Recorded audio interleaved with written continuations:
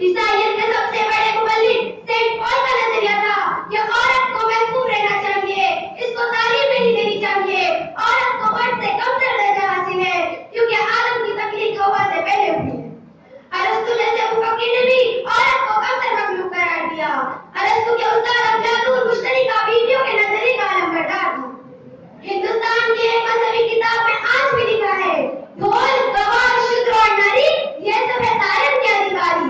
ڈھول گواہ شودر اور ناری یہ سب ہے تارن کے ادھیکاری، یعنی ڈھول بیوقوف شودر اور عورت اس لائق ہے کہ ان کو پیٹا جائے۔ حضرات، اس اندھیری نگری میں پہلی بار اسلام نے اعلان کیا کہ تم سب ایک آدم کی اولاد ہو۔ اللہ تعالیٰ کا ارشاد ہے، اللہ نے تمہیں ایک انسان آدم سے پیدا کیا اور اسی سے اس کی بیوی کو بنایا۔ روئے زمین پر عورت کی شخصیت کو تسلیم کرنے کا پہلا اعلان یہی ہے جس میں عورتوں کو بھی مردوں کی طرح جینے کا حق دیا گیا۔ اتنا ہی نہیں، اسلام نے عورتوں پر ترقی کے دروازے بھی پہلی بات کھولے جس کو دنیا نے عورتوں پر بند کر رکھا۔ حضرات، یہ کون نہیں جانتا کہ ترقی کا دار مدار علم پر ہے، کیونکہ علم کے بغیر زندگی کے طبقوں میں کوئی آگے نہیں بڑھ سکتا۔ اسلام نے جس طرح علم کا دروازہ مرد اور عورتوں دونوں پر کھولا، اسی طرح معاشی حقوق میں بھی عورتوں کا خیال رکھا گیا۔ نانا نقطہ کی پوری ذمہ داری سے عورت کو محفوظ رکھا گیا۔